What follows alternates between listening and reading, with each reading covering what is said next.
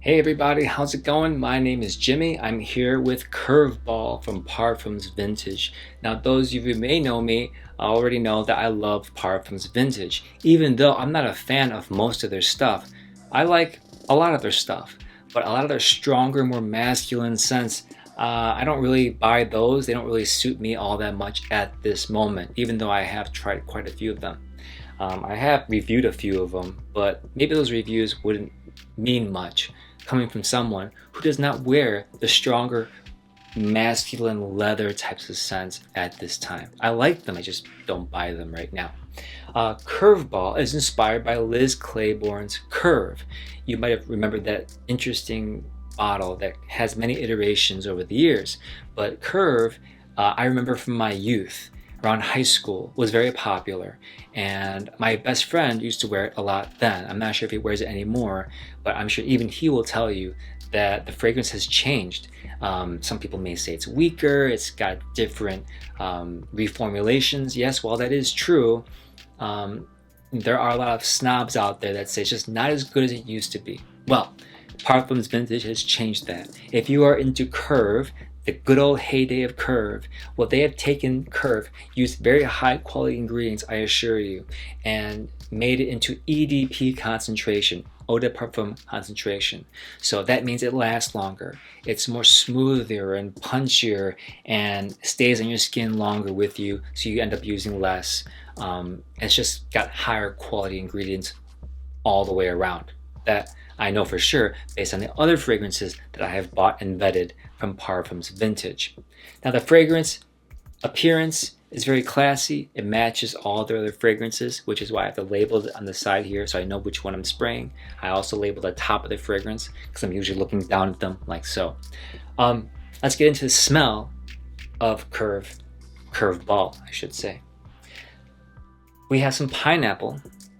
It doesn't smell like too much pineapple, but there are some light fruitiness aspects to this fragrance. Lavender, lemon, berries, neroli. We got cactus, bergamot, cardamom, yes, coriander, yes. We have base notes like musk, sandalwood, mahogany, cedar, pepper for that spiciness, amber, and vetiver. Yes, there is some green elements to this fragrance as well.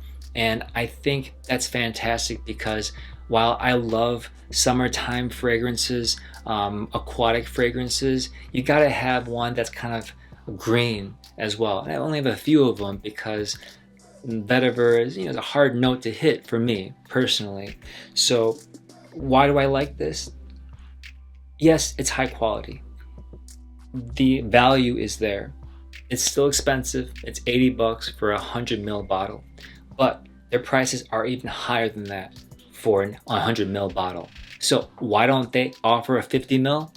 I'm not sure, but they're giving us a 100 ml for a lesser price compared to other ones when they could charge us more and just, it's business. Why not make more money? But I think that enables us to trust the company more. It's like a mechanic that knows you don't know what they're talking about. They could make stuff up and charge you more for it, but they're not going to. And I respect that. And that makes me want to buy from the company in the future when something piques my interest. Anyway, back on target here. I like the quality, I like the smell, I like the green nature of the fragrance. I like that it stays on my skin for a very long time, not to mention my clothes. I only spray once or twice with this. I spray it when I go out for a run outside, especially in this slightly cooler weather right now in the fall. Works really well. It works really well for me in the fall time, even though I've sprayed it a few times.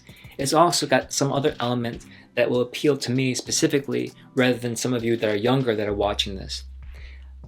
In my youth, I smelled this a lot from my friend. So it doesn't bring back any specific memories, but it reminds me of him. It reminds me of that time, just being younger. So fragrance is that powerful where, yes, it's got to smell good, of course, but if it does something extra and it triggers something else for you in a positive way, well, that's really interesting for a fragrance to do. It might be worth having just for that alone. Other fragrances that come and go in my collection because I don't have a connection to them. But this is very interesting. I had to jump on it because I thought, gosh, what would it be like to smell that except juiced up, nicer ingredients? Well, now I know. And in fact, I might actually gift this to my friend. We'll see if I still have it at that point. Do I recommend this to people? If you are a collector, yes, I recommend it because you won't be using your Liz Claiborne antique bottle anymore. That's all dusty and crusty. You'll be using the one from Parfums Vintage. If you're not into the Abercrombie type smell, I'm not saying it smells like that, but it's similar to it, right? So I like the Abercrombie scents, but this one's a bit more green and cardamom, and so this one is kind of falling back on my list in terms of what I would wear first.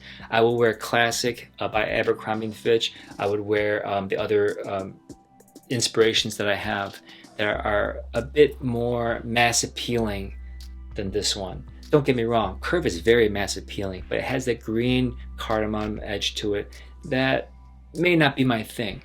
But that's not a fault against Parfums Vintage. Remember, it's inspired and cloning Liz Claiborne's Curve. So if you don't like this, it's not their thing, it's because you don't like Curve. You know what I mean? So some people need to respect the fact that they're just doing something that was very classic back in the day. And for that, I'm thankful. Hopefully you guys got something out of this video. I'll see you guys next time for another review. Bye-bye.